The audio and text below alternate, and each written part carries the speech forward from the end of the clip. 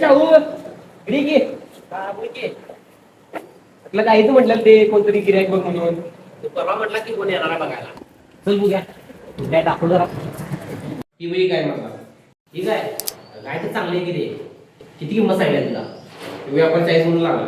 तुझी कितीची आहे. 60 पर्यंत जायला पाहिजे रे. 60 पर्यंत काय बरं झालं की काय. मला काय करायचं सांग.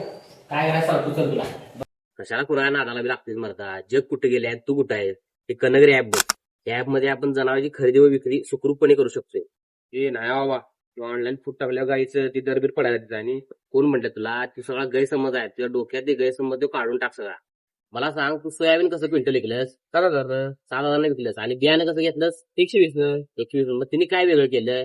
तुझ्याकडनं 7,000 रुपयाला गेलं तिने 120 रुपयाने किलो नाही विकलं. म्हणजे तुम्ही काय ते थोडीफार प्रक्रिया करून व्यवस्थितपणे ते तुला विकलं. आपण जनावरांचं पण तसंच करायचं. ते कसं त्यात काय वेगळं करायचं. आणि वेगळं काय करायचं नाही.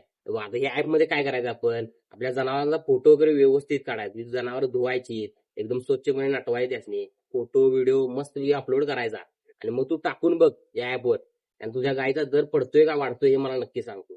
चालतंय आता हे पण करून बघूया. तू करून बघ 100% तुझ्या गायचा दर वाढणार. म्हणून सांगतो मित्रांनो व्यवहार होईल जकास. सोबत असेल कनगरीचा विश्वास.